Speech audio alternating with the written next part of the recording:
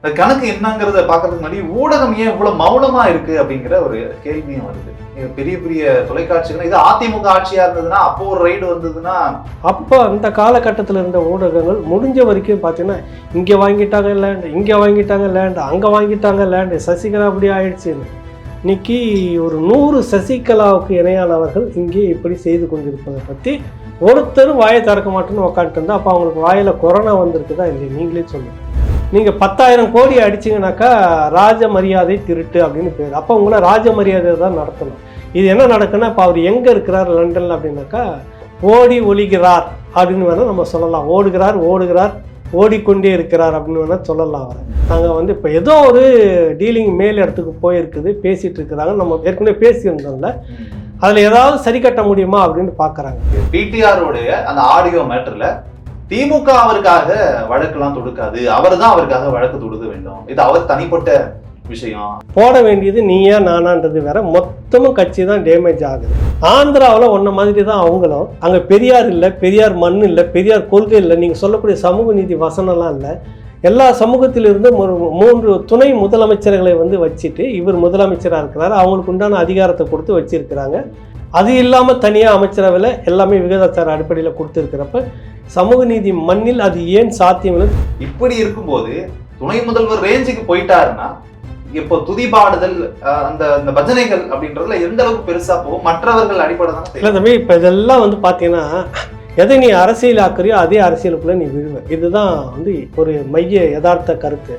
கடந்த ஆட்சியில் ஜெயலலிதாவை பார்த்து கும்பிட்டதுக்கெல்லாம் நீங்கள் அடிமைன்னு சொல்லிட்டு இருந்தீங்க. இன்னைக்கு உங்களுக்கே அது வந்திருக்கு. அதாவது இப்போ இது விட்டு அப்படியே ஒரு 50 வருஷம் கழிச்சு அடுத்த தலைமுறை வர பிள்ளைங்கள்லாம் பார்த்தீங்கன்னாக்கா ஏதோ 12 மணி நேரம் வேலையை யாரையும் கொண்டு வந்துட்டான் வேலை நேரத்தை. அதை ஸ்டாலின் அவர்கள் 8 மணி நேரமாக நடத்தியிருக்கிறாரு. இப்படி ஒருத்தர் இருந்தார், வீரமணின்னு ஒருத்தர் இருந்தார். அவர் பெரிய விழா எடுத்திருக்கிறாரு. எப்படிப்பட்ட இது பற்றியா, எப்படி 12 மணி நேரம் வேலை கொண்டு வந்துக்கிறாமா அவனே.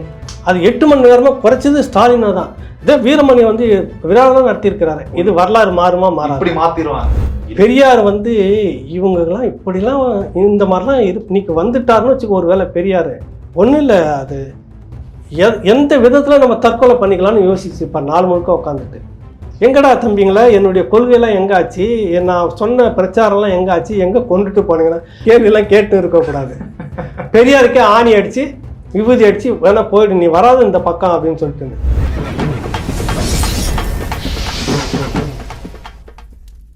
ராவணா பார்வையாளர்களுக்கு வணக்கம். பேசாததை பேசுவோம் நிகழ்ச்சியில இன்னைக்கு ஐயா ஏகலைவனோட அவசரமான ஒரு பேட்டி இது அப்படின்னே சொல்லலாம். பேட்டிக்கு வணக்கம். வணக்கம். அப்படி என்ன அவசரம்? முக்கியமான பேட்டி தான் அது. இன்னும் சொல்லப்போனா நேற்று இது எடுக்க வேண்டியது, ஆனா நேற்று வெளியான அந்த தகவல் கொஞ்சம் நேரம் கழித்து மாலை நேரத்துல வந்ததுனால இப்ப பேச வேண்டியதா இருக்கு. ஜி ஸ்கொயர் பத்தி பொதுவா விவாதமாவோ இல்ல ஒரு பேட்டியாவோ ரொம்ப ரேரா தான் தொலைக்காட்சிகள்ல பார்க்க முடிஞ்சது. சுத்தமா இல்ல. நம்ம டிஜிட்டல்ல தான் நம்ம பேசுறோம், ஏகலைவன் பேசுறாரு அப்படின்னா கமெண்ட்ல கூட நிறைய பேர் ரொம்ப தைரியமா பேசுறாரு அப்படின்றதுதான் வந்துச்சு. ஸோ இதுல விஷயம் என்னன்னா 700 கோடி ரூபாய் அளவுக்கு வரி ஏய்ப்பு செய்திருக்கிறது ஜி ஸ்கொயர் அப்படின்னு, மேலும் 3.5 கோடி ரூபாய் அளவுக்கு ரொக்கமாக பணம் கைப்பற்றப்பட்டிருக்கு, கணக்கில் வராத பணம் கைப்பற்றப்பட்டிருக்கு, மேலும் பல தகவல்கள் இன்னும் காத்திருக்கு அப்படிங்கிற மாதிரி நேற்று ஒரு அறிவிப்பு வந்திருக்கு. இதன் பின்னணியில திமுக இருக்கா இல்லையா, சபரீசன் இருக்காரா இல்லையா அப்படிங்கிறது பலவிதமான விவாதங்களை கிளப்பிக்கிட்டு இருக்கு. திமுக சார்பில் இல்லைன்றாங்க, திருப்பி எந்த ரைடு வந்தாலும் அச்சுறுத்தலுக்கு நாங்க பயப்பட மாட்டோம்ன்றாங்க, மாறி மாறி பேசிட்டு இருக்காங்க. என்னதான் இருக்கு, என்ன எவ்வளவுதான் இந்த கணக்கு என்னங்கிறத பாக்குறதுக்கு முன்னாடி ஊடகம் ஏன் இவ்வளவு மௌனமா இருக்கு அப்படிங்கிற ஒரு கேள்வியும் வருது. பெரிய பெரிய தொலைக்காட்சிகள் இது அதிமுக ஆட்சியா இருந்ததுன்னா அப்போ ஒரு ரைடு வந்ததுன்னா ஆகா ஓகோன்னு பேசியிருப்பாங்க. இன்று திமுக ஆட்சியில ஜி ஸ்கொயர், சபரீசன், அதாவது மாப்பிள்ளை முதல்வரின் மாப்பிள்ளைக்கு தொடர்பு இருப்பதாக சொல்லப்பட்டதுனால இவ்வளவு தூரம் மௌனமாக இருக்கிறதா அப்படிங்கிற இல்ல தம்பி, நீங்க தப்பா புரிஞ்சிட்டு இருக்கிறீங்க. அதாவது இப்ப கொரோனா வந்தப்ப லாக்டவுன் போட்டாங்கல்ல, அது பற்றக்கூடாது, வெளியில எதுவும் போயிடக்கூடாது அப்படின்ற மாதிரி ஊடகத்துக்கு வாயில கொரோனா புரியுதில்ல, அதை பேசக்கூடாது, அது நீங்க சொல்லக்கூடாது அப்படின்னு சொல்லிட்டு இந்த கொரோனா அது எந்த வகையிலாவது இருக்கலாம். அது அந்த வகையில் வாயில் அவங்களுக்கு பேசக்கூடாதுன்னு இறுக்கி பிடி போட்டு வச்சிருக்கிறது தானே. ஏன் சொல்ல வரேன்னா, கடந்த ஆட்சியில் தலைமைச் செயலகத்தில் இராணுவத்தை, துணை இராணுவ படையை வச்சுக்கிட்டு இதே மத்திய அரசு ரெய்டு நடத்துனது.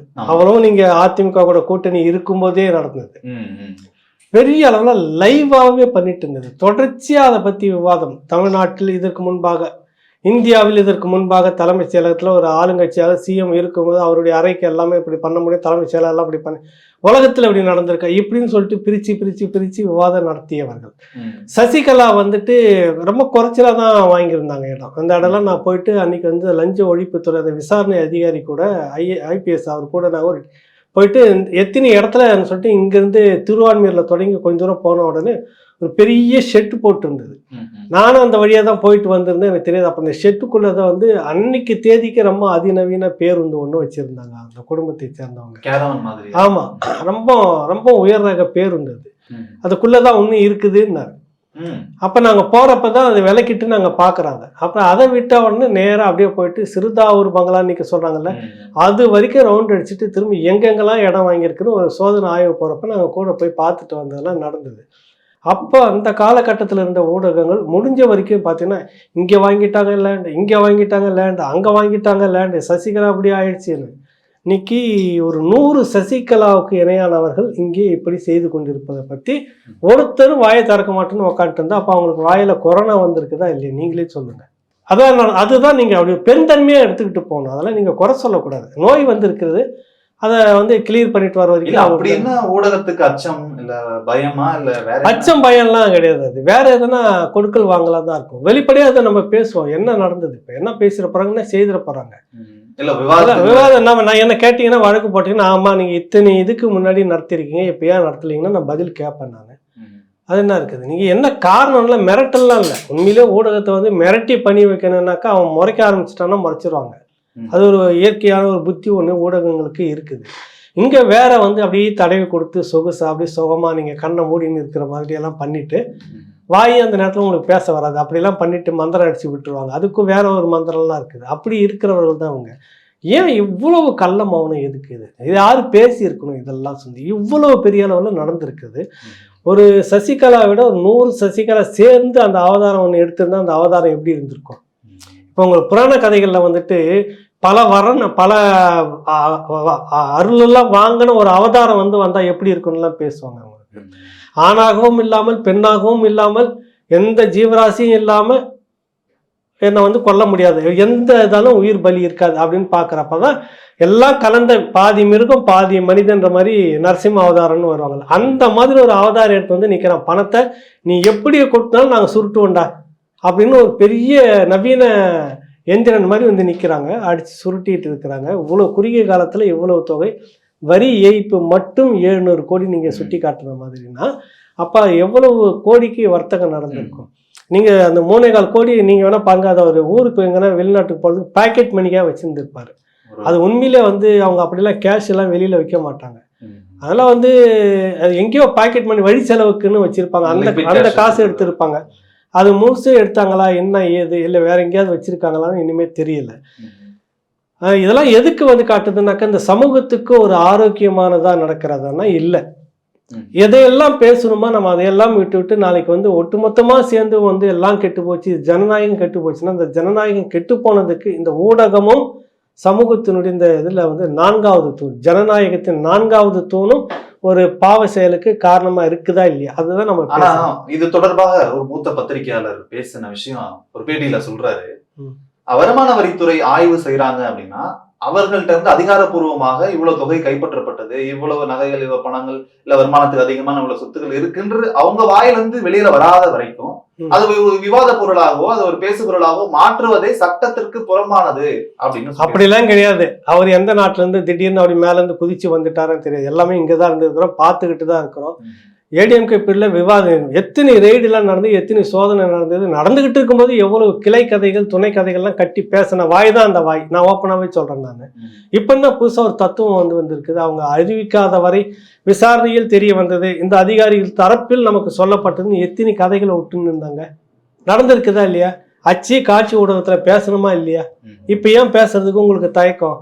இப்படியா புது புது காரணங்களை கண்டுபிடிச்சி சொல்கிறீங்க? இதை இவ்வளவு வேகமாக இவ்வளவு சொத்துக்களை குவிக்கிறதுல இவ்வளவு வேகம் காட்டியிருக்க கூடாதுன்னா அப்போ பொறுமையாக காட்டலான்னு சொல்றீங்களா? என்ன உங்க சித்தாந்தம், என்ன உங்க தத்துவம், என்ன உங்க முட்டுன்ற கேள்வி இருக்குது இல்லை. அப்போ இதுக்கெல்லாம் நீங்க சேர்ந்து பதில் பண்ணணும்.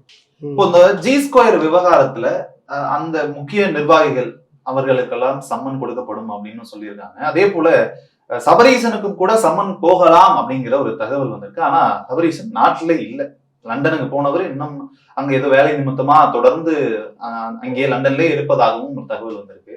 சம்மன் எப்படி நோட்டீஸ் போயிட்டு ஷோகாஸ் நோட்டீஸ் மாதிரி போயிரும் அப்படி இருக்குமா, இல்ல அங்க இருந்து ஆட்கொணர்வு மாதிரி தெரியல. எப்படி இருந்தாலும் அவரு சென்னைக்குள்ளாக சென்னை விமான நிலையத்துல கால் பதிக்கும் போது அது விரைவு தெரிய வரும் அப்படின்னு தான் எல்லாமே நமக்கு தெரிஞ்ச. தெரியல, அந்த எடுத்த உடனே கைது நடக்குமா என்னன்னு தெரியாது. ஏன்னா விஐபிகள் எளிமையா நீங்களும் நானும் எதனா திருடிட்டு தான் தம்பி வந்து உடனடியாக வந்து கைது பண்ணி அடிச்சு ட்ரவுஸ் எல்லாம் கட்டி தொங்க விடுவாங்க. நீங்க கோடிகள்ல செய்தீங்கன்னாக்கா ஊழல் திருடிட்டீங்கன்னாவே உங்களுக்கு ஒரு மரியாதை வந்துடும். ராஜ மரியாதை திருட்டுன்னு பேர் அதுக்கு. திருடுறதுல கூட வேறுபாடு வகைப்பாடு இருக்கு. இல்லை, அதுதான் ராஜ மரியாதையான திருட்டுன்னு சொல்லுவாங்க. ஒயிட் ஸ்காலர் சீட்டிங்னு சொல்லிட்டு. அப்போ உங்களை வந்து ஐயா எசமான உங்களுக்கு இந்த தேதியில் நீங்கள் விசாரணைக்கு வரணும், ஒத்துழைக்கணும், நீங்கள் வரணும், உங்களுக்கு நான் சம்மன் கொடுக்கணும்.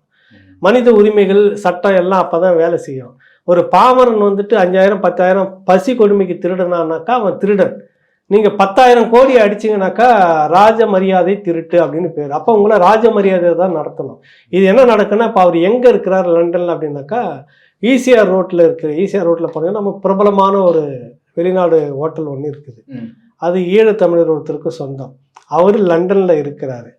அந்த லண்டன் அந்த தமிழருடைய ஆதரவில் அவருடைய கைட்லைன்ஸில் தான் அங்கே தங்கிட்டு இருக்கிறாரு.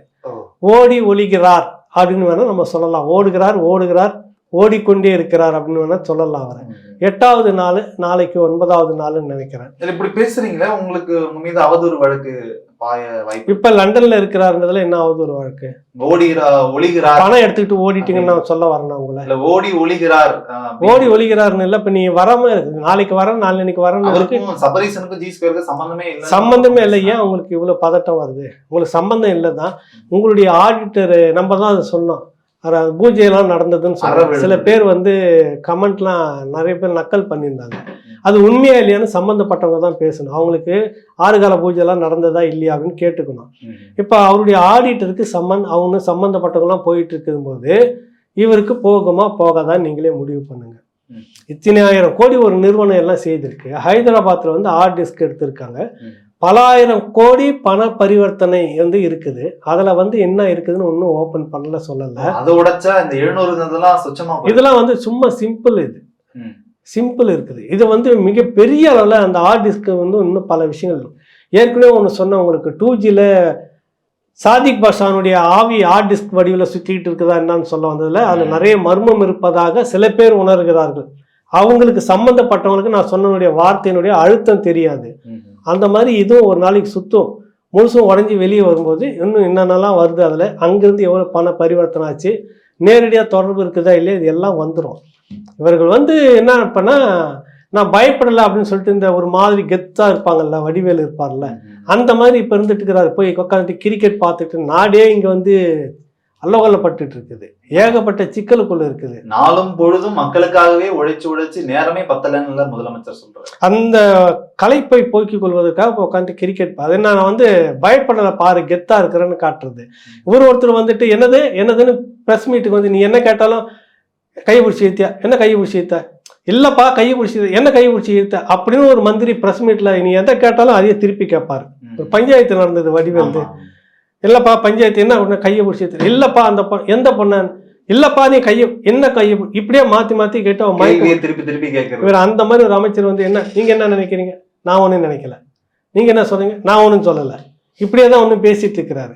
அதெல்லாம் வந்து அவங்கள வெளிப்படுத்துறாங்க. தாங்க வந்து இப்போ ஏதோ ஒரு டீலிங் மேல் இடத்துக்கு போயிருக்குது, பேசிட்டு இருக்கிறாங்க. நம்ம ஏற்கனவே பேசியிருந்தோம்ல, அதில் ஏதாவது சரி கட்ட முடியுமா அப்படின்னு பார்க்குறாங்க.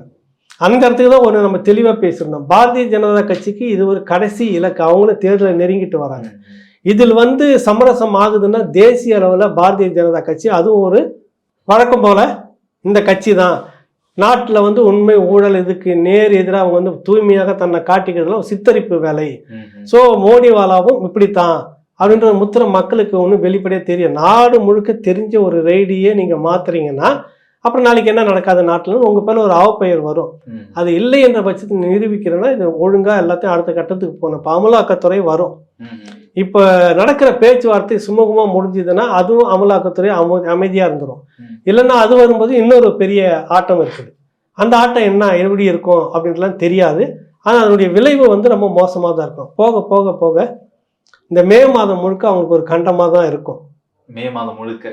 ஆமா, இது நம்ம ஆட்சி கலையும் அப்படின்லாம் சொல்லிட்டு இருக்கோம். அதெல்லாம் வாய்ப்பு இருக்கு. நம்ம சொல்லலாம். அதில் வச்சு அதில் கிடைச்சிருக்கிற தகவலை வச்சு இதெல்லாம் நம்ம சொன்னோம். அன்னைக்கு இது இருக்குதுன்னு அன்னைக்கு அந்த பத்திரிகை ஆசிரியர் வந்து கொடுத்த பேட்டியில் அந்த தலைப்பை வச்சிருந்தப்ப அதுக்குள்ள ஒரு நெருக்கடி, பெரு நெருக்கடியாக வரும். இப்போ இந்த அளவுக்கு பிடிச்சிருக்கிறப்ப அது பெரு நெருக்கடியாக வந்திருக்கு. நீங்கள் ஒன்றுமே இல்லாமல் மேலே வந்து வக்கெல்லாம் போட்டு பெட்ஷீட்லாம் போட்டு மூடி வைக்கிறீங்க, உள்ள புகஞ்சிட்டு இருக்கு. ஒரு நாளைக்கு அது பெரும் நெருப்பாக பிடிச்சி குபீர்னு எரியும் போது தான் பார்வையாளர்களுக்கெல்லாம் தெரியும், மக்களுக்கு தெரியும். நீங்கள் என்ன தான் ஊடகத்தினுடைய வாயில் கட்டுக்கட்டாக வச்சு, நான் சொன்னது பேப்பர் கட்டு, நீங்கள் வேறு எதுவும் தப்பாக சொல்லாத, வாயில் வச்சு அடித்து மூடி வச்சுருந்தாலும் ஒரு நாளைக்கு வெடிக்கும். இதெல்லாம் பேசப்படும். இன்றைக்கி நிறைய சமூக வலைத்தளங்கள் இருக்குது. அதனால் என்னைக்காக இருந்தாலும் பேசப்படுது. இவங்களுக்கு நெருங்கிக்கிட்டு இருக்கு கண்டம் அப்படின்னு தான் நம்ம சொல்றோம். நாட்கள் என்ன? ஆமா, நெருங்கிக்கிட்டு இருக்கு. இப்போ தமிழ்நாட்டுல இந்த G2 ரைடை தொடர்ந்து அமைச்சரவையில ஒரு மாற்றம் ஏற்பட போகுது அப்படின்ற ஒரு தகவல் கசிஞ்சுது, ஊடகங்கள் அது வெளியாச்சு. அதே சமயத்துல இப்போ இன்று நடந்த அமைச்சரவை கூட்டத்துல பிடிஆர் அமைச்சர், நிதியமைச்சர் பிடிஆர் அவர்கள் ஆடியோ பிரச்சனை சம்பந்தமா முதலமைச்சர் பேச்ச தொடங்கினதுமே அவர் பாதியிலே கிளம்பி வெளியே வந்துட்டாரு, வெளிநடப்பு செஞ்சுட்டாரு அப்படிங்கிற ஒரு செய்திய ஜெயா நியூஸ்ல போட்டிருக்காங்க. இல்ல அது வந்து வழக்கம் போல எதிர்கட்சின்றதால அது மிகைப்படுத்தி சொல்லுதா என்னன்னு தோணலை. அவர் நல்லபடியாக தான் அங்கே அமைச்சரவை கூட்டம் போயிட்டு இருந்தது. உள்ளார அமைச்சரவை மாற்றத்தை பற்றி பேசியிருக்கலாம், இல்லை அடுத்த கட்ட திட்டங்களை பற்றி பேசியிருக்கலாம், எதிர்கட்சிகளை எதிர்கொள்வது எப்படின்னு பேசியிருக்கலாம், இப்போ நிறைய திட்டங்கள் கொண்டு வந்ததை பற்றிலாம் விவாதிச்சிருக்கலாம். அது வேற விஷயம். அது கடைசி 5 நிமிஷம் இருக்கும்போது சொல்லிட்டு தான் அவர் வந்து வெளியே கிளம்புறாரு, வேற ஒரு இதுக்காக வந்து சொல்லிட்டு கிளம்புறாரு. இப்போ அதுதான் சந்தேகமாக இருக்குது. ஒரு அமைச்சரவை கூட்டம் முக்கியமாக வந்து சிஎம்க்கு அடுத்தது ஃபைனான்ஸ் மினிஸ்டரும் கூட இருக்கணும். அந்த 5 நிமிஷத்துக்கு முன்னாடி எதுக்காக எழுந்து போனார் அப்படின்றப்ப பேச வேண்டியதெல்லாம் பேசி முடிச்சாச்சு, அதுக்கு மேலே சின்னதாக தான் இருக்குன்றதால சொல்லிட்டு போனதாக தான் தகவல் வருது. அதில் வந்து இந்த ஆடியோ சம்பந்தமாக பேசினதாகவோ, இல்லை ஆடியோ சம்பந்தமாக முதலமைச்சருக்கும் அவர் நிதியமைச்சர் தியாகராஜனுக்கும் வந்து ஒரு முரண்பாடு வந்ததாகவோ, இல்லை அவர் ஏதோ சொல்லிட்டாருன்னு எழுந்து வெளியே போன்னு சொன்ன மாதிரியோ, இல்லை அவர் சொல்லாமல் ஒரு அப்படி எதுவுமே நடக்கலை அப்படின்னு தான் நமக்கு அதிகாரிகள் தரப்புல கிடைக்கிற தகவல். அது சரி, நீங்க எப்படி சொல்றீங்க முரண்பாடுலாம் எதுவுமே இருக்காதுன்னு. ஆனா முன்னாள் எம்பி டிகேஎஸ் இளங்கோவன் சொல்லக்கூடிய விஷயத்தை நீங்க கவனிச்சிருப்பீங்க. 2 நாளைக்கு முன்னாடி சொல்றாரு, பிடிஆருடைய அந்த ஆடியோ மேட்டர்ல திமுக அவருக்காக வழக்கெல்லாம் தொடுக்காது, அவர் தான் அவருக்காக வழக்கு தொடுக்க வேண்டும், இது அவர் தனிப்பட்ட விஷயம், ஆனா அவரோட ஆடியோ தானே, அவருடைய குரல் தானே இருக்கு, அது அவர் தான் கொடுக்கணும், திமுக கொடுக்காதுன்னு சொல்லும் போதே இதுல ஒரு பெரிய முரண் ஏற்படுத்தல. என்னன்னா, நீங்க ஒரு விஷயம் தெரியாது தம்பி, வட்டத்துக்குள்ள வாங்க விளையாடலாம்னு கூப்பிட்டா ஆனா வரமாட்டான், வெளி வேணுன்ட்டு குரல் கொடுத்துனே சுத்திட்டு இருப்பான். கிரவுண்டுக்கு வாயா அப்படின்னா வரமாட்டான். இப்போ ஒரு யுத்தம் நடக்குது, நீ கிரவுண்டுக்குள்ள நீ வாயன் பார்த்துக்கலான்னு கூப்பிட்டா நீ வெளியவா பார்த்துக்கலாம், நீ வெளியவா பார்த்துக்கலாம், நான் வர ஏதாவது ஒன்று சவுண்ட் விட்டுக்கிட்டே சுத்திட்டு இருப்பாங்களா, அந்த வகை தான். அண்ணாமலை மீது வழக்கு போடணுமா போடக்கூடாது, இதான ஒத்த கேள்வி. போட வேண்டியது நீயா நானான்றது வேற. மொத்தமும் கட்சி தான் டேமேஜ் ஆகுது. உன்னுடைய துறை அமைச்சராக இருக்கிறவரை பற்றி தான் பேச்சே ஒழிய எங்கேயோ இருக்கிற தனிநபரை பற்றி இல்லை. நீங்கள் தான் வழக்கு தொடுக்கணும். நாங்கள் தொடுக்க மாட்டோம், அவர் தான் தொடுக்கிறாருன்றப்ப நீங்கள் ஏதோ ஒன்று சொல்லிக்கிட்டு அதான் சொல்கிறது. என்ன பண்ணுவாங்க, 2 பேரும் சண்டை மாட்டிக்கிட்டே வந்துட்டு இங்கே பில்லு கொடுக்காம ஓடிட்ட கதைலாம் நடக்கும்ல ஹோட்டலில், புரியுது இல்லை? சாப்பிட்டுட்டு இருப்பாங்க, 2 பேரும் பில்லு கொடுக்குறப்ப சண்டை மாட்டிக்கிற மாதிரி இருக்கும், அவங்க பதட்டத்தில் இருப்பாங்க, 2 பேருமே எஸ்கேப் ஆவாங்க. அந்த மாதிரி நீ வழக்கு போறியோ போட மாட்டியா, அவர் போட்டுக்கணும் இவர் போட்டுக்கணும், இவரை கேட்டால் நான் மந்திரி நான் போட முடியாது என்றப்ப தனிப்பட்ட நபராக போடணுமா அப்படின்ற கேள்வி இருக்கு. இவர் நான் மந்திரி போட முடியாதுன்னு சொல்ல வரல, எந்த வகையில் போடணுன்றது ஒன்று இருக்குல்ல. ஏன் அவர் தனிப்பட்ட முறையில் போட்டுக்கணும்? செவனே எங்கேயோ ஒரு இடத்துல வேலை செய்யுது இந்த மனிதர், இங்கே வந்து நிதி அமைச்சர் ஆனதால தான் அவருக்கு சிக்கல். இந்த துறைக்குள்ளே இருக்கிறாரு, அரசுக்குள்ளே இருக்கிறாரு, கட்சி சார்பாக இருக்கிறாரு, அப்புறம் அவர் ஏன் தனியா போட்டுக்கணும்? இன்னும் நியாயப்படி பார்த்தோம்னா ஒரு அமைச்சரவையில் இருக்கக்கூடிய ஒரு முக்கியமான அமைச்சர் மீது ஒரு அவதூறு பரப்பப்படும் பட்சத்தில் அரசாங்கமே முன் வந்து இதை கவனிச்சு ஒரு வழக்கு போட்டு யார் இந்த ஆடியோ ரிலீஸ், அதுக்குதான் நாங்க வழக்கு போட மாட்டோம், வெளியவே இப்படி பேசிக்கிட்டே போயிடுவோம் நாங்க அப்படின்றதுக்கு அர்த்தம் தான் இது. நீங்க உண்மையிலேயே வழக்கு போடுதுன்னு சொன்னீங்கன்னாக்கா ஒன்னும் 1 மணி நேரம் 5 நிமிஷம் ஆடியோவில் ஒரு துண்டு தான் வந்திருக்குது, செகண்ட் கணக்கில் தான் வந்திருக்கு. 1 மணி நேரம் 5 நிமிடம் மொத்தம் பேசினது. ஒன்னும் என்னென்ன வரப்போகுதுன்னு தெரியலன்னு அவர் ஏற்கனவே சொல்லியிருக்கிறாரு. நீங்க கொடுத்த நோட்டீஸுக்கு அண்ணாமலை பொருட்படுத்தல, நான் கேஸை வந்து எதிர்கொள்றேன் அப்படின்னுட்டாரு. நீங்க தான் நான் வழக்கு போட போறேன்னு சொல்லிட்டே இருக்க முடியல. அவரு போடுவார், இவர் போடுவார், அவருக்கு வெளியிலிருந்து போடுவார், உள்ள இருந்து போடுவார் அப்படின்னு சொல்லிட்டுன்னு இந்த டெல்லியில் அமைச்சரவை கூட்டத்தில் கூட்டணி வைக்கும்போது மானம் ரோசம் ஈனது எல்லாத்தையும் விட்டுட்டு இந்த கொள்கையெல்லாம் விட்டுட்டு கோட்பாடெல்லாம் விட்டுட்டு எப்படி இருந்தாலும் கூட்டணி வச்சுக்கணும், அந்த ஆட்சி நிலையாக இருக்கணும். நீங்கள் ஆதரவு கொடுத்தீங்கன்னா அவங்க உங்களுக்கு மந்திரி பதவி கொடுப்பாங்க. நான் ஒன்று கொடுக்குறேன், நீ எனக்கு வயிறு நிறைய போட்டு அனுச்சுன்னா போதும், இதுதான் அங்கே விஷயம். அதை விட்டுட்டு மூன்றாவது என்ன, அதாவது நாங்கள் வெளியிலிருந்து ஆதரவு தருகிறோன்னு சொல்லுவாங்க. என்ன அது வெளியிலிருந்து ஆதரவு தரேன் அப்படின்னு கேள்வி இருக்குல்ல. மூணாவது வீட்டிலேருந்து ஆதரவு, நாலாவது வீட்டிலேருந்து ஆதரவுன்னு டெல்லியில் கொலாவிக்குவாங்க. அந்த மாதிரி வேலை இங்கே நடந்துகிட்டு இருக்குது. புரியுது இல்ல? நீ வழக்கு போடு நான் வழக்கு போடுறேன் அப்படியே பேசிக்கிட்டே போயிட்டு இருக்குது. இது வந்து இவங்க அதுக்குள்ள போகவே மாட்டாங்க, வட்டத்துக்குள்ள உட்காந்து விளையாட மாட்டாங்க. நீ வா வெளியில பாத்துக்கலாம். அவர் அண்ணாமலை சொன்னார், நீ போடு நான் பாத்துக்கிறேன் அப்படின்னாரு. அண்ணாமலை வந்து இத்தனை ஆயிரம் கோடிகள் வந்து வித்தியாசம் இருக்குதுன்னு போட்டார்ல, திமுகவுடைய முக்கியமான நபர்களுடையதுன்னு. அமலாக்கத்துறையில கொண்டு கொடுத்துருக்கிறாரா, சிபிஐ கிட்ட கொண்டு கொடுத்துருக்கிறாரா, குரல் பதிவு சொல்லியிருக்கிறாரு. மற்றது அந்த புள்ளி விவரங்களை இது வரைக்கும் ஏன் வெளியிடாம இருக்கிறாரு? எல்லாருக்கும் வெளியிட்டவர், சிஎம்க்கு மட்டும் ஏன் ஒன்றும் வெளியிடாம இருக்கு? இன்னும் கொஞ்ச நாள் 2வது பார்ட்டும் ரிலீஸ் ஆகும் அப்படின்னு சொல்லுவாரு. அப்ப அப்படி சொல்லி நீங்க அரசியல் ஏதோ பேசிட்டு இருக்கீங்க. அதான் ஒரு எச்சரிக்கை கொடுக்குறாரு, முதல் பார்ட் வெளியிட்டு இருக்கோம், அதுக்கேற்ற மாதிரி நடந்துக்குங்க, அப்படி நடந்துக்கலைன்னா அதுதான் இவர்கள் அரசியல் காலகாலமா அப்படிதான் இருக்குது. மக்கள் நீங்களும் நாமளும் நம்பி ஓட்டு போட்டுட்டு விசில் அடிச்சுக்கிட்டு எலெக்ஷன் அப்ப காசு 3000 வருமா 4000 வருமா, பட்டிக்குள்ள அடிப்பாங்களா, நம்மள பிரியாணி வருமா, கோட்டை வருமானு, அப்புறம் வந்து இந்த ஆட்சி சரியில்லைன்னு நீங்க தான் ஓட்டு போட்டு உட்கார வைக்கிறீங்க. இப்ப எங்க போய் நீங்க மைக்கு நீட்டி ஒரு பொது வாக்கெடுப்பு நீங்க நடத்துங்களேன். இவர்களை படிய சுமத்துறீங்க, ஆனா ஊடகங்களாக நீங்க கொடுக்கற நியூஸ் எல்லாம் வச்சு நீங்க பண்ற வித்தைகள்லாம் பார்த்து தானே நாங்க இவர் இப்படி பண்றாரு நல்லா இருக்கு, இவர் இப்படி பண்றாரு நல்லா இருக்கு, இவர் ஆட்சி தான் சிறந்ததுன்னு. சரி, இந்த ஊடகம் எத்தனை முறை நீங்க பாத்துட்டு இருக்கிறீங்க? ஒரு முறையும் சரியில்லாம இருக்குது. நீங்க வெளில மாறணும். ஊடகத்து மேல பழிய போட்டீங்கன்னா ஊடகம் சொல்றதெல்லாம் நம்பிட்டு உட்காந்துக்கிறீங்களா? இந்த சேனல் நம்ப முடியல, அந்த சேனல் மாத்தினா அங்கேயும் அப்படிதான் இருக்கு. ஆமா, இங்க வந்து ஒரு பயாஸ் இருக்குது. ஒருத்தருக்கு ஒருத்தர் ஒரு யாராவது ஒருத்தர் ஆதரிச்சு பேசணுன்ற போக்குல இங்க இருந்துகிட்டு இருக்குது. குறைஞ்சபட்சம் ஒரு பொது விவாதத்தை நடத்துறது கூட இல்லாம அதை நியாயப்படுத்தி பேசுற சீனியர் பத்திரிகை எங்களை மாதிரி ஆளுங்களையும் நீங்க வச்சுக்கிட்டு அப்புறம் என்னத்தை விளங்க உங்களுக்கு? மக்களை போய் நீங்க என்ன குறை சொல்ல முடியும்? இதெல்லாம் போக போக நிறைய விஷயங்கள் ஒன்றும் தெரியும். இந்த மாத இறுதிக்குள்ள சில காட்சிகள் மாறும். காற்று திசை மாறும்னு சொல்லி ஒரு படத்துல வசனம் வருது இல்லை, அந்த மாதிரி எங்க மாறும், சில காட்சிகள் திசைகள்லாம் மாறும். அடுத்தது இப்ப இந்த அமைச்சரவையை பத்தி நீங்க ஒன்று சொன்னீங்க. கிட்டத்தட்ட ஒரு ஓராண்டுக்கு முன்பாகவே இந்த எங்ககிட்ட இந்த சமூக நீதி ஒன்றும் விடாம சொல்லிக்கிட்டே இருப்பாங்க. இவங்க நம்ம தோழர்கள்லாம் பார்த்தீங்கன்னாக்கா தூக்கத்திலேயே வந்து சமூக நீதின்னு சொல்லிட்டே இருப்பாங்க. தட்டி எழுப்புனா உடனே சமூக நீதி, திமுக தமிழ்நாடு சமூக நீதி இந்தியாவிலே முதன்மையானதுன்னு முகத்துல தண்ணி நல்லா தெளிச்சு அடிச்சு எங்கேயா இருக்கு சமூக நீதினு கேட்டாலும் அப்பவும் அதான் புலம்பிட்டு இருப்பாங்க. இந்த சமூக நீதி உங்களிடம் எங்க இருக்குது? இத்தனை அமைச்சர்கள் யாராருக்கு என்னென்ன விகிதாச்சார அடிப்படையில் பிசியில எம்பிசியில இன்னும் அதிகாரத்தை சுவைக்காமவே இருக்குது அப்படிலாம் சொல்லிட்டு நான் ஒரு கருத்து முன்னாடி பேசியிருக்கிறேன். ராவணாவில் இருக்கு. ஆந்திராவில் ஒன்ன மாதிரி தான் அவங்களும். அங்கே பெரியார் இல்லை, பெரியார் மண் இல்லை, பெரியார் கொள்கை இல்லை, நீங்கள் சொல்லக்கூடிய சமூக நீதி வசனம்லாம் இல்லை. எல்லா சமூகத்திலிருந்தும் ஒரு 3 துணை முதலமைச்சர்களை வந்து வச்சுட்டு இவர் முதலமைச்சராக இருக்கிறாரு. அவங்களுக்கு உண்டான அதிகாரத்தை கொடுத்து வச்சிருக்கிறாங்க. குறிப்பாக பட்டியல் சமூகத்திலிருந்து ஒருத்தர், இன்னும் எம்பிசியிலிருந்து ஒருத்தர், இப்படின்னு பிரித்து தான் கொடுத்து வச்சுக்கிறார் துணை முதலமைச்சர் பதவியை. அது இல்லாமல் தனியாக அமைச்சரவையில் எல்லாமே விகிதாச்சார அடிப்படையில் கொடுத்துருக்கிறப்ப சமூக நீதி மண்ணில் அது ஏன் சாத்தியம் இல்லை? தொடர்ச்சியாக கழுவி எல்லாம் ஊற்றிட்டு இருந்தால் நான் அதை முதல்ல தொடங்கி வச்சுருந்தேன். இப்போ என்ன நடக்க போகுதுனாக்கா, அமைச்சரவை மாற்றத்தில் துணை முதலமைச்சராக ஐயா உதயநிதி ஸ்டாலின் வருவார். ஏற்கனவே அவர் ட்ரையல்லாம் வந்துருச்சு. விளையாட்டுத்துறை மட்டும்தான் கொடுத்துருக்கதா நீங்கள் நம்பிட்டு இருந்தீங்க.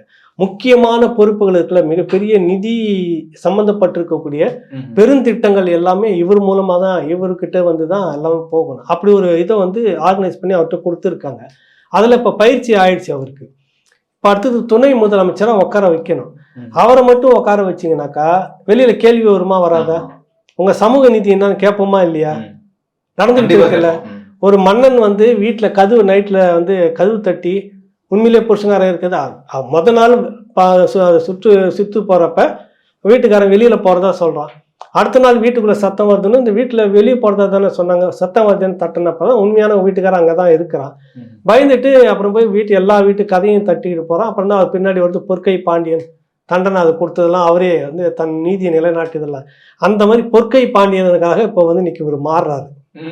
என்னன்னா, தான் மகனை மட்டும் முதலமைச்சர் ஆகிட்டோம்னா எல்லாருக்குமே சந்தேகம் வந்துடும். இப்போ எல்லா வீட்டையும் கதவு தட்டிட்டு போன மாதிரி இன்னும் 2 பேரை சேர்ந்து துணை முதலமைச்சராக இந்த முறை 3 துணை முதலமைச்சர்களாக வச்சு இந்த அமைச்சரவையை மாற்றம் அப்படின்ற மாதிரி கொண்டுட்டு வராங்க. உண்மையிலே அப்படி இருந்தால் அது வரவேற்கக்கூடியது.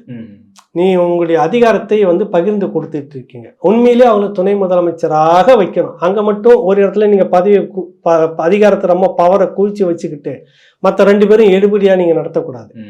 இந்த துணை முதலமைச்சர் எப்படி செயல்படுறாரோ அதே போல அந்த துணை முதலமைச்சர் செயல்படுவாங்கன்னு நினைக்கிறீங்களா? ஏன்னா சட்டமன்றத்துல முதல்ல உதயநிதி ஸ்டாலின் உள்ள நுழையும் போது வருகின்ற புதிய எம்எல்ஏக்களா இருக்கட்டும், இல்ல பழைய எம்எல்ஏக்களா இருக்கட்டும், இல்ல புதிய அமைச்சர்களா இருக்கட்டும், எல்லாரும் போயிட்டு இப்படி கும்பிட்டுட்டு உதயநிதி ஸ்டாலின் கும்பிட்டுட்டு தான் போயிட்டு அவங்க சீட்லயே உட்காடுறாங்க. உட்கார்ந்தாலும் ஐயோ மறந்துட்டேன்னு சொல்லிட்டு இப்படி திரும்பி கும்பிட்டுட்டு உட்காராங்க எந்திரிச்சு. இப்படி இருக்கும்போது துணை முதல்வர் ரேஞ்சுக்கு போயிட்டாருன்னா இப்போ துதிபாடுதல் அந்த பஜனைகள் அப்படின்றதுல எந்த அளவுக்கு பெருசா போகும், மற்றவர்கள் அடிப்படை தானே. இப்ப இதெல்லாம் வந்து பாத்தீங்கன்னா காலம் வந்து உங்களை சில சமயத்துல சரியான முறையில கொண்டு வந்து நிறுத்தும். நீ எதை வந்து அரசியலாக்குறியோ, நீ எதை அலட்சியப்படுத்துறியோ அதை தேடுவேன். எதை நீ வந்து கொச்சைப்படுத்துறியோ அதை நீ ஒரு நாளைக்கு நீ தேடுவேன். எதை நீ அரசியலாக்குறியோ அதே அரசியலுக்குள்ள நீ விழுவ. இதுதான் வந்து ஒரு மைய யதார்த்த கருத்து. கடந்த ஆட்சியில ஜெயலலிதாவை பார்த்து கும்பிட்டதுக்கெல்லாம் நீங்க அடிமைன்னு சொல்லிட்டு இருந்தீங்க. இன்னைக்கு உங்களுக்கே அது வந்திருக்குது. காலை தொட்டு கும்பிட்டுட்டு போறாரு ஒரு மூத்த அமைச்சர். என்ன முதலமைச்சர் கூட இல்லை, துணை முதலமைச்சராக வரப்போற மந்திரியை கூட இல்லை, அவருடைய மனைவியை வந்து காலை தொட்டு கும்பிட்டுட்டு போறாங்க. வேடிக்கை பார்த்து ஆசீர்வாதம் பண்ணி அனுப்பிட்டு இருக்கிறாங்க. நடக்குதா இல்லையா? அப்புறம் நீங்க இதுக்கு முன்னாடி சசிகலாவை தொட்டு கும்பிட்டு அவங்கள போய் கீழே போன சசிகலாவெல்லாம் கும்பிடுறாங்க. நீங்க சொன்ன இன்னொரு நபரும் இருக்காரு, எழும்பூர் தொகுதியினுடைய தற்போதைய எம்எல்ஏ பரந்தாமன் அவர்கள். அவர் உதயநிதி பதவியேற்ற போது உதயநிதி முன்னாடி போறாரு, அவருடைய மனைவி கிருத்திகா உதயநிதி பின்னாடி வராங்க. காலில் அப்படியே திடீர்னு விழுந்து ஆசீர்வாதம் வாங்குறாரு. இன்னைக்கு அவரு அண்ணா யூனிவர்சிட்டியில அவர் ஒரு முக்கியமான ஒரு பொறுப்பு. ஏன் வேந்தாருன்னு இப்ப தெரியுதா உங்களுக்கு? நீங்க அங்க எடப்பாடி மட்டும் நீங்க நக்கல் அடிச்சுன்னு பேசிட்டு இருந்தீங்களே, உங்களுக்கு அதுதானே நடந்துட்டு இருக்கு. நீங்களும் அதை தானே விரும்புறீங்க. அவரை கேட்டா எடப்பாடியெல்லாம் அது விரும்புறப்ப நாங்க விரும்பக்கூடாது. இவர் பெரிய ராஜராஜ சோழன் பரம்பரை, அவர் இதுக்கு முன்னாடி இன்னொரு பரம்பரை. அவங்க 2 பேரும் எப்படி அவன் செய்தா நான் செய்ய மாட்டேன், நான் செய்தா அவன் செய்ய மாட்டேன்னு நான் 2 பேருக்குள்ள ஒரு இது அப்படி இருக்கிறாங்களா? இல்ல அவர் செய்தா நானே செய்ய சொல்ல மாட்டாங்க. ஆமா, இப்ப நீங்க வந்து என்னத்துக்கு இதெல்லாம் வந்து செய்யறீங்க? காலில் விடுற கலாச்சாரம் சரியில்லைன்னு சொன்னீங்க. நீங்க கழிவு சுயமரியாதை இயக்கம். சுயமரியாதைன்னா என்ன? சுயமரியாதைன்னா நம்ம யாருக்கும் அடிமை இல்லை, அப்படி இல்லை, தப்பு. அது காலை கண்ட இடத்துல ஊந்து கும்பிட்டுருணும், அதான் சுயமரியாதை. தற்கால ஆமா ஆமா அதான் சுயம். ஆமா, அது நீங்க எங்க அதிகாரத்தினுடைய கால் தெரியுது, அது வந்து உதயநிதி ஸ்டாலினா அல்லது ஸ்டாலினா அல்லது துர்கா அம்மையாரானா அந்த கால் பாதம் பட்டுட்டு போன இடத்த கூட நீங்க தொட்டு கும்பிடணும். புரியுதுல்ல? அதுதான் இன்னைக்கு இருக்கக்கூடிய சுயமரியாதை. இல்லைன்னு யாராவது மறுத்து விவாதிக்க சொல்லுங்க. வேடிக்கை என்னன்னா, அந்த சரி சொந்த கட்சிக்காரங்க காலில் விடுறாங்க அப்படின்னா பரவாயில்ல, வேற்று கட்சியை சேர்ந்த தமிழக கட்சியை சேர்ந்த கூட்டணியை சேர்ந்த வேல்முருகன் அவர்கள் அண்ணி எங்களெல்லாம் மறந்துடாதீங்க நாங்களாம் இருக்கோம் அப்படின்னு ஒரு வயதிற்கு குறைவான ஒரு பெண்ணை பார்த்து அண்ணி என்ன மறந்துடாதீங்க நாங்களாம் அண்ணனோட தான் இருக்கோம் அப்படின்னா எந்த அளவுக்கு இன்றைய அரசியல் போயிருக்குங்கிறது தெரியல. அது சகோதரரை பத்தி நம்ம என்ன சொல்றதுக்கு, அதை விடுங்க. அதை நம்ம அடுத்த கேள்விக்கு போவோம். அடுத்து ஒரு பாராட்டு விழா நடத்தியே தீர வேண்டும் அப்படின்னு ஐயா கி வீரமணி அவர்கள் முடிவு செய்திருக்காரு. எதற்கு சரி சிரிக்கிறீங்க? எங்களுடைய மாநிலத்தின் முதலமைச்சருக்கு ஒரு பாராட்டு விழா நடத்துவதில் உங்களுக்கு ஏதோ ஒரு காழ்ப்புணர்ச்சி? பரவாயில்ல, எனக்கு காழ்ப்புணர்ச்சிலாம் இல்லை தம்பி. காழ்ப்புணர்ச்சி அது காத்துப்புற உணர்ச்சியான பின்னாடி தான் தெரியும். நீங்க கேட்டு முடிங்க சொல்றேன். 12 மணி நேர வேலை நேரத்தை வந்து 8 மணி நேரத்துல இருந்து 12 மணி நேரமாக அந்த திருத்தண மசோதாவை வாபஸ் பெற்றார் முதலமைச்சர். அதனால அவருக்கு நாங்க பாராட்டு விழா நடத்துறோம் அப்படின்னு கி வீரமணி ஐயா அறிவிச்சிருக்காரு. அதாவது இந்த பருத்தி மூட்டை குடோன்ல இருந்திருக்கலாமே அப்படிங்கிற ஒரு கேள்விதான் அந்த இடத்துல வருது. இத நீங்க எப்படி பாக்குறீங்க? அதாவது இப்ப இது விட்டு அப்படியே ஒரு 50 வருஷம் கழிச்சு அடுத்த தலைமுறை வர பிள்ளைங்க எல்லாம் பாத்தீங்கன்னாக்கா ஏதோ 12 மணி நேரம் வேலையை யாரையும் கொண்டு வந்துட்டான் வேலை நேரத்தை. அதை ஸ்டாலின் அவர்கள் 8 மணி நேரமா நடத்தி இருக்கிறாரு. இப்படி ஒருத்தர் இருந்தாரு, வீரமணின்னு ஒருத்தர் இருந்தாரு. அவர் வந்து பெரிய விழா எடுத்திருக்கிறாரு. எப்படிப்பட்ட இது பற்றியா? எப்படி 12 மணி நேரம் வேலை கொண்டு வந்துக்கிறான் அவனே. அது 8 மணி நேரமா குறைச்சது ஸ்டாலினா தான்.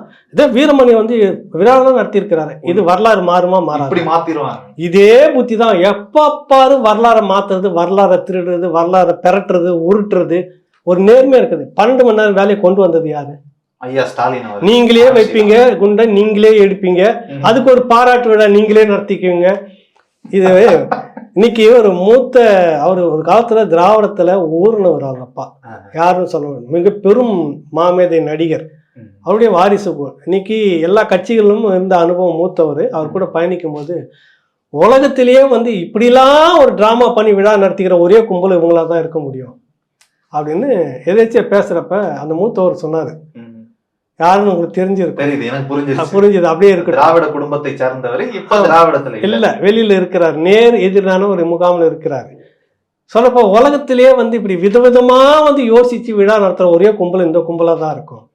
இவன் யாரு 12 மணி நேரம்னு அறிவிக்க சொன்னான்? யாருன்னா அங்க வந்து கோரிக்கை வச்சோமா நாங்க, இல்லை வேற எதனா வந்து கெடா வெட்டி சாமி வச்சு கும்பிட்டுட்டு இருந்தோமா, எங்களுக்கு வேண்டுதலா எதனா உங்ககிட்ட 12 மணி நேரம் வைக்கணும்னு? இல்ல ஐயா ஸ்டாலின் ஊர் ஊரா போயிட்டு அந்த பெட்டியில மனுக்கள் வாங்கினாரு, அப்பயாவது யாராவது மனு போட்டு தொலைஞ்சிட்டாங்களா? இல்ல, ஒரு வேலை இருக்கும். இந்த பெட்டியெல்லாம் வாங்கினார்ல, அந்த பெட்டி எங்க இருக்குதுன்னு இப்ப தெரியல. சாவி தொலைச்சிருக்கோம். சாவி இல்லை, அதுக்குன்னு ஒரு துறையை ஆரம்பிச்சு இப்ப அது வந்து 90% நடந்துட்டு 100% முடிஞ்சோன்னா அறிவிச்சிருவாங்க. ஒருவேளை அதுலதான் பெரும்பான்மை நிறைய பேர் வந்து எங்களால இல்லையா இந்த நாட்டை நாங்க முன்னேற்றணும், நீங்க மட்டும் உழைச்சிக்கிட்டே இருக்கீங்க, உங்க மருமகன் வந்து பாதி நாள் வெளிநாட்டுல எல்லாம் போய் உழைச்சிக்கிட்டு வராரு, புரியுதுல உங்களுக்கு, நாங்க உள்நாட்டிலேயாவது உழைச்சி நாங்க வந்து இது பண்றோம், எங்களுக்கு 12 மணி நேரம் வேலையை கொடுங்கன்னு கேட்டிருப்பாங்க. அந்த அடிப்படையில தான் அவங்க 12 மணி நேரம் வேலையை கொண்டு வந்திருப்பாங்க. மோடி மத்தியில் கொண்டு வந்து அதை வந்து இவர் வேண்டி விரும்பிலாம் இங்கே வந்து நிறைவேற்றலாம் இவருக்கு. இவர் வந்து இந்துத்துவாவுக்கு எதிரானவர், நல்லா ஞாபகம் வச்சுக்கோங்க. பாஜகவுக்கு எதிரானவர் நம்ம முதலமைச்சர், தப்பாலாம் நீங்கள் பேசக்கூடாது. அதனால் மோடி கொண்டு வர எந்த திட்டமும் இவர் வந்து தமிழ்நாட்டுக்குள்ளே நிறைவேற்றவே மாட்டார். அந்த மாதிரி ஒரு பிடிப்பாக இருக்கிறவர். மக்களுடைய கோரிக்கையை தான் நிறைவேற்றி, அதுதான் நிறைவேற்றி 12 மணி நேரம் வச்சுட்டு அப்புறமா விடிஞ்ச உடனே இன்னொரு முதலமைச்சர், அவர் யாருனாக்கா முன்னாடி வந்து திட்டத்தை கொண்டு வந்தவர் முத்துவேல் கருணாநிதி ஸ்டாலின். இப்ப காலையில எழுந்த உடனே திட்டத்தை பார்த்து யாரு முத்துவேல் கருணாநிதி ஸ்டாலின் கொண்டு வந்துக்கிறான் அப்படி ஒரு திட்டத்தை, நம்ம இதை ஒழிச்சு தூக்கணும், நம்ம மக்களுக்கு வந்து பாதுகாப்பா இருக்கணும், இப்படி ஒரு கொடும் சட்டத்தெல்லாம் கொண்டு வந்துடக்கூடாதுன்னு சொல்லிட்டு கருணாநிதி ஸ்டாலின் இருக்கிறாருல, அவர் வந்து அந்த முதலமைச்சர் அதை நீக்கிட்டாரு. இப்ப இந்த வித்தியாசத்தை கண்டுபிடிச்சி பாராட்டு விழா நடத்துறாரு பாருங்க ஐயா வீரமணி. உலகத்திலேயே அவரை மாதிரி திறமைசாலி. உங்களுக்கு வித்தியாசம் தெரிஞ்சுதா ரெண்டு முதலமைச்சருக்கும்? இவருக்கே ஒரு பாராட்டு விழா நடத்தணும். அதனால முதல்ல நம்ம எல்லாம் சேர்ந்து ஆசிரியர் ஐயா வீரமணிக்கு ஒரு பெரும் பாராட்டு விழாவை, முத்துவேல் கருணாநிதி ஸ்டாலின் அவர்கள் ஒரு முதலமைச்சர், அவர் 12 மணி நேரம் வேலையை கொண்டு வந்தாரு. முத்துவேல் அடுத்து கருணாநிதி ஸ்டாலின் இருக்கிறாரு, இவர் வந்து காலையில எழுந்து பார்க்குறப்ப இந்த ஸ்டாலின் முதலமைச்சர், இவர் வந்து அதை திருத்திட்டாரு. இவருக்கு நாங்கள் பாராட்டு விழா நடத்துறோம் அப்படின்னு கண்டுபிடிச்சு நடத்துறாரு பாருங்க நுணுக்கமா, அதனால இவருக்கு தான் மிக பெரும் பாராட்டு விழா நடத்தணும். பெரியார் வந்து இவங்கெல்லாம் இப்படிலாம் இந்த மாதிரிலாம் இன்னைக்கு வந்துட்டாருன்னு வச்சுக்கோ. ஒரு வேளை பெரியார் ஒன்றும் இல்லை, அது எந்த விதத்தில் நம்ம தற்கொலை பண்ணிக்கலாம்னு யோசிச்சு இப்போ நாள் முழுக்க உட்காந்துட்டு, இல்லைன்னா புத்தி பேதளிச்ச மாதிரி தெரு தெருவாக சுற்றிக்கிட்டே இருப்பார். அவ்வளவு சேட்டை அவங்க பண்ணுறதெல்லாம் பார்த்தீங்கன்னா, எங்கடா தம்பிங்களா என்னுடைய கொள்கையெல்லாம் எங்கே ஆச்சு, நான் சொன்ன பிரச்சாரம்லாம் எங்கே ஆச்சு, எங்கே கொண்டுட்டு போனீங்கன்னா, வந்தியா அந்த பாராட்டு விழா நடத்துகிறேன், வேணா முன் வயசுல வந்து உட்காந்துக்கு உனக்கு ஒரு மாலை ஒன்று போடுறேன், இந்த கேள்வியெல்லாம் கேட்டு இருக்கக்கூடாது. பெரியாருக்கே ஆணி அடிச்சு விபூதி அடிச்சு வேணா போயிடு, நீ வராது இந்த பக்கம் அப்படின்னு சொல்லிட்டு. அதுக்கு மேல வந்துட்டாருனாக்கா அவர் வந்து மென்டல்னு சொல்லிட்டு ஹாஸ்பிட்டல் அட்மிட் பண்ணிடுவாங்க. அவ்வளவு திறமசாலிகள் இருக்குங்க. நாடு எங்க போதோ யார் கையில் இருக்குன்றது பெரிய கேலி கூத்தாவே இருக்கு. இந்த கேலி கூத்துகளுக்கு மத்தியில G2 ரைடு வர்றதுக்கு முன்னாடியே கிட்டத்தட்ட ஏப்ரல் 24ஆம் தேதி ஒரு சம்பவம் நடந்திருக்கு. அமலாக்கத்துறை மின்வாரி அதிகாரிகளின் வீடுகள்ல அவர்கள் சார்ந்த இடங்கள்ல அலுவலகங்கள்ல சோதனை நடத்தியதுல சுமார் 360 கோடி ரூபாய் அளவிற்கு வைப்பு நிதி வைத்திருந்த அந்த ஆவணங்கள்லாம் கைப்பற்றி இருக்காங்க. இது பெருசா பேசப்படல. G2 வந்த உடனே 360 கோடிலாம் ஒரு மேட்டர் இல்லை, இங்க 700 கோடி 1000 கோடி 30,000 கோடி மேட்டர் இருக்கு, இதெல்லாம் சின்ன விஷயம் அப்படின்ட்டு இது மொத்தமே ஒழுங்கிருச்சு அப்படின்னு தான் சொல்லணும். பெரிய விவாதமும் இல்லை, இதோட பெரிய ஒரு விவாதமா வந்திருக்க வேண்டியது. ஏன்னா அதிமுக ஆட்சியில இருந்து மின்வாரித்துறையில் நடக்கிற மிக பெரும் ஊழல் அது. ஒரு டைம் வந்துட்டு இந்த அமைச்சர் செந்தில் பாலாஜி வந்த உடனே இங்க போயிட்டு இந்த மின் உற்பத்தி நிலையத்துல போயிட்டு நினைக்கிறேன், அங்க சோதனை போட்டுட்டு இத்தனை 1000 டன் நிலக்கரி காணல அப்படின்னு சொல்லிட்டு திடீர்னு சொல்லியிருந்தாங்க. அதெல்லாம் நம்ம வந்து கடந்து போயிட்டோம், அப்படியே ஜோக் அடிச்சோம், போனோம் வந்தோம். எத்தனை 1000 டன், ஆயிரக்கணக்கான டன் வந்து கணக்கில் இல்லை அப்படின்னாரு. இப்போ கணக்கில் இல்லைன்றதை எடுத்துட்டு அப்படியே நேரம் இங்கே வருவோம். இது எல்லாமே நம்ம பேசியிருக்கணும், யாருமே இது வரைக்கும் பேசலை. அது ஒரு பெரிய நிறுவனத்தினுடைய கணக்கை அப்படியே ஃப்ரீஸ் பண்ணி முடக்கி வச்சிருக்கிறாங்க. 360 கோடி.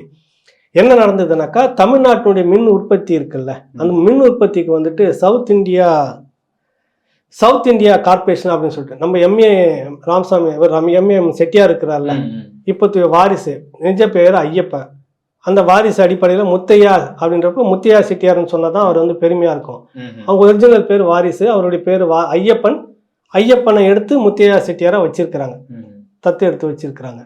அவர் தான் அதுக்கான எல்லாமே எடுத்து அத்தாரிட்டி. அவர் நிலக்கரி வாங்கி கொடுக்கறது. இப்போ என்னன்னா ஒரு 62 கிரேடுன்னு சொல்லுவாங்க. நிலக்கரிக்கு ஒன்றுக்கு ஒரு தன்மை ரொம்பவும் அனல் நிறைய கொடுக்குற அளவுக்கு இறுக்கம் அதிகமாக இருக்கும். 1ஆம் தரம் 2ஆம் தரம் அப்படின்னு வச்சுக்கிறப்ப இந்த தரத்துல 62 கிரேட்ல முதல் தரத்தை நிலக்கரியை நாங்க இறக்குமதி பண்றோம்னு வாங்கிட்டு ஒரு 10 டன் வாங்குறாங்கனாக்கா அது ஈரமாக்கிடுறது. ஈரமாக்கிட்டு அது 20 டன் 15 30 டன்னா கணக்கு காட்டும். அடுத்தது தரம் குறைந்தது செகண்ட் குவாலிட்டி தேர்ட் குவாலிட்டி வாங்கிடுறது. வாங்கிட்டு இங்க எல்லாருமே அதிகாரிகளை சரி கட்டிடுறது. சரி கட்டிட்டீங்கன்னா இப்ப 20 டன் நிலக்கரியை நீங்க கொண்டு போய் போடுறீங்க, முதல் தரத்துக்கான பில் வாங்கிக்கிறீங்க. எத்தனை ஆயிரம் கோடி நினைச்சு பாருங்க. அதுல இப்ப இவங்க முடக்கினது மட்டுமே 360 கோடினா எத்தனை ஆயிரம் மின் வாரியம் நட்டத்துல போகுதுன்னா ஏன் போவாது? பிறகு உங்களுக்கு உன் தலையில என் தலையில ஏன் கண வைக்கணும்? உன் தலையில என் தலையில ஏன் அந்த மின்சார கட்டணத்தை கொண்டு ஏற்றணும்? இதுல நடக்கிற முறைகேடு ஊழல் நீங்க சரி பண்ணீங்கன்னாவே மிக சிறப்பா நடத்திட்டு போலாமே. நிர்வாகத்தை எந்த காலத்துல சரி பண்ணுவீங்க? என்னன்னா இந்த நிலக்கரியை வந்து வாங்குறாங்கல்ல, முதல்ல விலையிலேயே வந்துட்டு முதல் தரத்துக்கு 2ஆம் தரமா 3ஆம் தரமா கொண்டு வந்து கொட்டுறது. அதுல ஒரு பெரிய கணிசமான தொகை வந்துடுது. அடுத்தது பாத்தீங்கன்னா 20,000 டன்னு கொஞ்சம் கொட்டுறீங்கல்ல ஈரப்பதத்தோட, அது திரும்ப போன உடனே காய்ஞ்சிரும். காய்ஞ்சி காய அனல் வர வர என்ன ஆகும்? உங்களுக்கு குறைஞ்சிரும். காணாம போச்சுன்னு முன்னாடி அமைச்சர் சொன்னது இப்ப நீங்க கோத்து பாருங்க. புரியுது இல்ல உங்களுக்கு? அப்ப நிலக்கரி யார் எடுத்துட்டு போக முடியும்? முதல் இடத்துல இருந்து கடைசி வரைக்கும் இருக்கக்கூடிய அத்தனை அதிகாரிகள் தரப்பும் இதுல இந்த ஊழல்ல சம்பந்தப்பட்டிருக்காங்க. இது மிகப்பெரிய விஷயம். G2 விட G2 வந்து மக்கள் வரி பணத்திலிருந்து அடிச்சு போனது எது சுருட்டி எல்லாம் பண்ணாங்களா தெரியல. அது அவங்க சொந்தமா உழைச்சி சம்பாரிச்சு பணமான்னு தெரியல. அது அப்புறம் பார்த்துக்கலாம். நேரடியா ஒரு துறையில மக்களுடைய வரி பணத்திலிருந்து எடுத்து நடத்திட்டு இருக்கிற ஒரு துறையில நீ திரும்ப வந்து மின் கட்டணத்தை ஏற்றி மக்களை எல்லாம் சாகடிச்சிட்டு ஒரு துறையில இவ்வளவு ஊழல் முறைகேடு நடந்துகிட்டு இருக்கு. இன்ன வரைக்கும் 2 வருஷம் எந்த நடவடிக்கை இல்லைன்னா அப்ப நீயே அந்த மாதிரி நடத்துறீங்களா இல்லையா? அதை சொல்லுங்க. அதானே நடக்குது. வந்து 2 வருஷம் ஆச்சு, நீங்க என்ன பண்ணீங்க? அதுல காணாம போச்சுன்னு சொன்னீங்கல்ல, ஏற்கனவே அந்த மினிஸ்டர் மேல் நடவடிக்கை எடுப்புன்னு சொன்னீங்களா இல்லையா? என்ன ஆச்சு? இப்ப என்ன ஆச்சுன்னா நீங்களும் அந்த வழியா தான் இப்ப போயிட்டு இருக்கீங்க. நல்ல ரூட்டா இருக்கு அப்படின்ட்டு நீங்களும் இது வந்து நுணுக்கமா இருக்குது, நம்ம இதுக்குள்ள போயிட்டு இருக்கலான்னு இதுல இப்ப சுரண்டி எடுத்துக்கிட்டு இருக்கீங்க. நட்டத்துல வந்து ஓடிட்டு இருக்குது. மின் கட்டணம் நட்டத்துல ஓடுது, வேற வழியில. அதனால அப்பாவி மக்கள் மேல கட்டணம் உயர்த்தி தான் ஆகணும்னு உயர்த்துறீங்க. இந்த நிலக்கரியை வந்து எடுத்து இறக்கி இதுல மட்டுமே தான் நாங்க வந்து இழவு எடுத்துட்டு இருப்போம்னு இன்ன வரைக்கும் மின்சாரத்தை தயாரிக்கிறீங்களே, உனக்கு என்ன வேண்டுதில்லைங்க? அதை விட இன்னைக்கு எவ்வளவோ நுணுக்கங்கள் வந்து விட்டது. மிக குறைந்தல 1 மெகாவாட் வந்து 12 கோடியிலேருந்து 10-12 கோடி உற்பத்தி. 1 மெகாவாட்டுக்கு இத்தனை கோடி நீங்க செலவு பண்றீங்க. நிலக்கரியை வாங்கி கொட்டி ஒரு இடத்துல மண்ணை கொட்டணும், விவசாய நிலத்துல வந்து கொட்டணும், அதை விவசாய மண் பாழாக்கணும். இந்த ப்ராசஸ் வேணா இன்னைக்கு உலகத்தினுடைய சுற்றுச்சூழல் எல்லாமே சேர்ந்து எச்சரிக்கை கொடுக்குது. இதுக்கு மேல நிலக்கரியை தோண்டாதீங்க, மேலே போக கீழே மண் வளம் கெடுது, நிறைய சிக்கல் இதுக்குள்ளாக இருக்குதுன்னு எல்லாம் சொல்லி பண்ண பிறகு இதில் மட்டுமே நாங்கள் மின் உற்பத்தியை தயாரிப்போம் அப்படின்னா என்ன காரணம் தெரியுது? அப்போ வெறும் 3 கோடியில் உங்களுக்கு 1 மெகாவாட்டு வந்து 3 கோடி. நீங்கள் 1 கோடி மெகாவாட்டுக்கு ஒரு மெகாவாட்டுக்கு வந்துட்டு 12 கோடி செலவு பண்ணிட்டு இருக்கிறீங்க சராசரியா. வெறும் 3 கோடியில செய்ய முடியும்னு சொல்லிட்டு எத்தனை பேர் உங்களை அணுகி எவ்வளவு திட்டங்களை கொடுத்துருக்காங்க. இல்லைன்னு சொல்ல சோலார்ல கூட பழைய சோலார் அதுவே வந்து உங்களுக்கு செலவு. நிறைய பேர் சோலார் எனர்ஜி அது சுற்றுப்புற சூழலுக்கு சூரிய கதிரிலிருந்து எடுக்குதுன்னுடைய அதனுடைய மெயின்டெனன்ஸ் பராமரிப்பு செலவு 9லேருந்து 12 வரைக்கும் அதுவும் வந்துடுது. அதுல அவ்வளவா இல்லை. அது இன்னும் சொல்ல போனா இயற்கை வளம் அழியாம இருக்கு. காற்றாலையிலையும் கூட நீங்க அவ்வளவுதான் முதலீடு பண்ணணும், நிறைய முதலீடு பண்ணணும். ஆனா வெறும் 3 கோடி 4 கோடியில 1 மெகாவாட்டு சுற்றுப்புற சூழல் பாதிப்பு இல்லாம செய்ய முடியும்னு எத்தனை திட்டங்கள் பேட்டன்ட் இன்னைக்கு இருக்குது. உங்ககிட்ட அணுகி இருக்கிறாங்களா இல்லையா நீங்க வேணா சொல்லுங்க, அந்த அப்ளிகேஷன் எடுத்து காட்டுறேன். அப்ப குறைந்த விலையில நீங்க மின் உற்பத்தியை பண்ணி எல்லாருக்கும் நீங்க வந்து கொடுக்கலாம், ஈஸியாவே கொடுக்கலாம். ஒரு 2 ரூபாய்க்கு 1 ரூபாய்க்கு ஒரு யூனிட் கொடுக்கறதுக்கு சேலஞ்சு பண்ணி எத்தனை பேர் இந்த நிறுவனத்தை அணுகி இருக்கிறாங்க. நீங்க ஏன் வந்து இது வரைக்கும் அணுகலாங்க? ஏன் ஒன்று நீங்கள் கோடியாக ஊழல் பண்ணுறதுக்காக நிலக்கரி மட்டுமே தான் வாங்கி நாங்கள் மின் உற்பத்தி பண்ணுவோம், அதை தான் பெரும்பான்மையாக காட்டுறீங்க, மற்றதெல்லாம் ரொம்ப குறைச்சி காட்டுறீங்க. ஏன்னா அதில் தான் நிறைய அடிக்க முடியும். இப்போ காணாமல் போன நிலக்கரி எத்தனை ஆயிரம் டன்னுன்னு சொன்னார், நடவடிக்கை எடுப்பேன்னாரு. என்ன நடவடிக்கை எடுத்தாங்களா, ஏன் எடுக்கலைன்றது இப்போ தெரியுதா காரணம் உங்களுக்கு? இந்த 360 கோடி அமுக்கப்பட்ட விஷயத்துல இந்த செய்தியும் அமுங்கி போச்சு. இதை மக்கள் பார்க்குறவங்க எல்லாருமே புரிஞ்சுக்கணும். ஏதோ நம்ம வந்து எடுத்தம் கவுத்தன்லாம் பேசலை. ஒரு விஷயத்துக்கு பின்னாடியும் இது 100 முறை இதில் என்ன சிக்கல் இருக்குது, இதில் என்ன உண்மை இருக்குது, சரியானதா தவறானதா, தவறானதா சொன்னால் என்ன நடக்கும், இவ்வளோ நம்ம யோசிச்சுட்டு தான் இந்த விஷயத்த பேசலாம். மிக குறைந்த விலையில மின்சாரத்தை கொடுக்க முடியும்னு சொல்றப்ப நீங்க இவ்வளவும் பண்றப்ப இப்ப மருத்துவர் ஐயா ஒரு அறிக்கை கொடுத்திருந்தாரு, நீங்க படிச்சிருப்பீங்க. ஆமா, நீங்க அந்த மின்சாரம் தொடும்போது அவரு கட்டணத்தை எப்படிலாம் உயர்த்தலாம் அப்படிங்கிறதுக்கு ஒரு புது யுக்தியை வேற கண்டுபிடிச்சிட்டாங்கல்ல. அவரு அறிக்கையில சொல்றாரு, குளிர் ஊட்டி, வாட்டர் ஹீட்டர், பாத்ரூம்ல வச்சிருக்கக்கூடிய ஹீட்டர், இந்த மாதிரியான விஷயங்கள்லாம் இந்த சாதனங்கள் எல்லாம் பயன்படுத்தி 5-7 கிலோவாட்டுக்கு மேல மின்சாரம் அதிகமாக எடுக்கப்பட்டால் அவர்களுக்கு தண்டம் விதிக்கப்படும் அப்படிங்கிற அரசாங்கத்தின் இந்த ஒரு முடிவை கைவிட வேண்டும் அப்படிங்கிற ஒரு அறிக்கை. புது நடைமுறை கொண்டு வரலாமா இல்லையா ஆலோசனையின் போதே தடுத்து நிறுத்திடணும் அப்படின்ற ஒரு அறிக்கை. அதுதான் தகவல் மருத்துவர் ஐயாவுக்கு தெரிஞ்சு கேட்டுக்கிறாரு. நியாயமான விஷயம் தான். இப்ப போயிட்டு இருக்கிற மாதிரியே போறதுல ஒரு பிரச்சனை இல்லை. ஏற்கனவே மின் கட்டணத்தை இதுல வந்து நிறைய பேர் பின்னூட்டத்துல எழுதியிருந்தாங்க. எங்க வீட்டுல எல்லாம் வீட்டுக்குள்ள வரைக்கும் ஒரு கட்டணம், வீட்டுக்கு வெளியில வாசல் வரைக்கும் வேற ஒரு கட்டணம். நீங்களே கூட ஆமா சொல்லி பேசுறேன். வெறும் 600 ரூபாய் கட்டி இந்த இடத்துல இன்னைக்கு 2800 ரூபாய் கட்டிட்டு இருக்கிறோம் அப்படின்னு சொல்லியிருக்கிறோம். இப்ப இந்த மாதிரியான மின் கட்டண விகிதாச்சார விஷயம் இருக்குல்ல, அந்த மாதிரி இதுல வீட்டுக்குள்ள பயன்படுத்துறதுலயே இப்படி ஒண்ணு புதுசா கொண்டு வந்தாக்கா அதுல ஒண்ணு நிறைய காசு அடிக்கலாம். இல்ல இப்ப நாசமா போறது நீங்களும் நானும் தான் போவோம். நம்ம தான் வாயிலையும் வயிற்றுல அடிச்சுக்கணும். ஏதாவது ஒன்று சிக்கனம் பண்ணி ஏதாவது ஒரு செலவை குறைச்சி இதில் நம்ம கட்டணும் வீட்டு வரி கட்டுற மாதிரி கரண்ட் பில்லை நம்ம இன்னும் கூடுதலான செலவை குறைச்சிக்கிட்டு வருமானம் அதே வருமானம் தான் வருது உங்களுக்கு எனக்கும். இந்த செலவு மட்டும் குறைச்சிட்டு அதை பண்ணல கடன் வாங்கணும். இல்லை நாங்கள் எங்கள் வீட்டில் எத்தனை ஏசி இருக்கணும், எவ்வளோ ஹீட்ரு யூஸ் பண்ணணும், எவ்வளோ ஏசி யூஸ் பண்ணணுன்றது கூட அரசாங்கத்துக்கிட்ட தண்டம் கட்டாமல் ஃபைன் கட்டாமல் தான் நம்ம பயன்படுத்தணும்னா அப்போ நம்ம எப்படி, அப்புறம் நமக்கு என்ன இங்கே சுதந்திரம்? மக்களுக்கான திட்டங்கள் இங்கே எதுவுமே இல்லை. எல்லாமே நட்டத்தில் போகுதுன்னா ஒன்ன மாதிரி தனியார் வந்து ஒன்று நடத்தி லாபம் எடுத்து சம்பாரிச்சிட்டு இருக்கும்போது நீ ஏன் நஷ்டத்தில் போகுதுன்றீங்க சொல்லுங்க முதல்ல. அதே லேபர் தான் தனியார் லாபத்தில் போயிட்டு இருக்கிறான், நீங்கள் நட்டத்தில் போயிட்டீங்கன்னா என்ன நடக்குதுங்க? குறைந்த மின் கட்டணம் அவன் உற்பத்தி பண்ணி கொடுக்குறான் உங்ககிட்ட, அவன் லாபத்தில் இருந்துக்கிறான். நீங்கள் உற்பத்தி பண்ணுறப்ப மட்டும் நட்டம் வருதுன்னா எப்படி உங்களுக்கு நட்டம் வருது? இவ்வளோ அடிக்கிறீங்கல்ல நிலக்கரி வாங்குறதுலையே. அப்போ இதெல்லாம் கொண்டு வந்துட்டு மக்கள்கிட்ட வந்து இப்படிலாம் விகிதாச்சார அடிப்படையில் பிரித்து அவனை கடன்காரனாக ஆக்கிறது. நீ மக்களுக்கு திட்டம் போட்டு உட்காந்துக்கிறீங்க. பெருமுதலாளிகள் லாபம் நட்டம் அடைஞ்சிடக்கூடாது, அவங்களுக்கு வந்து இதுவாகக்கூடாது, இது தொடரணும். அதனால வந்து இந்த விதத்தில் இந்த ஏற்றி கொடுக்கணும், நமக்கும் வருமானம் வரும். உண்மையில் இது எல்லாருக்கும் ஏற்படுற ஒரு கேள்வி. ஒரு தனியார் நிறுவனத்துக்கு நட்டம் ஏற்படலை, நட்டம் ஏற்படுச்சுன்னா மூடிட்டு போயிடலாம். அரசு நிறுவனத்துக்கு எல்லா சலுகைகள் எல்லா உதவிகளும் இருந்து எப்படி நட்டம் ஏற்படுது, எங்க இருந்து? அதுதான் ஆய்வுக்கு உட்படுத்த வேண்டிய மிகப்பெரிய வேலை. கேட்டாக்கா அரசு ஊழியர்களை வந்து குறை சொல்லுவாங்க. அரசு ஊழியர்கள் வேலை செய்யறதில்ல, தனியார் ஊழியர்கள் உழைக்கிறாங்க, அரசு ஊழியர்கள் அப்படி டேபிள் தேய்ச்சிட்டு வராங்க. அப்படிலாம் கிடையாது. அரசு ஊழியர்கள் எவ்வளோ கடுமையாக உழைச்சிட்டு இருக்கிறாங்கன்னு பார்த்துட்டு இருக்கிறோம். முதலாளிகள்ன்றது ஒரு பக்கம், அங்கே அவன் மொத்தமாக எடுத்துகிட்டு போகிறான். முதலாளி சம்பாதிச்சு லாபம் எடுத்துகிட்டு போகிற மாதிரி இங்கே மேல் மட்டத்திலேருந்து கீழ்மட்டம் வரைக்கும் அங்கங்கே பகுதியாக ஒரு ஊழல் முறைகேடு இருக்குது. ஊழியர்களாக வேலை செய்கிறாங்க. அதிகாரிகள் மட்டத்தில் நடக்கிற முறைகேடு இருக்குல்ல, அதை முதல்ல நீங்கள் சரி செய்தீங்கன்னா அந்த நாட்டில் நீங்கள் ஒரு 5-6 வருஷத்துக்கு புதுசாக பட்ஜெட்டு போட்டு கடனே வாங்க வேணாம். கடன் வாங்காமல் நீங்கள் பட்ஜெட் நடத்தலாம்.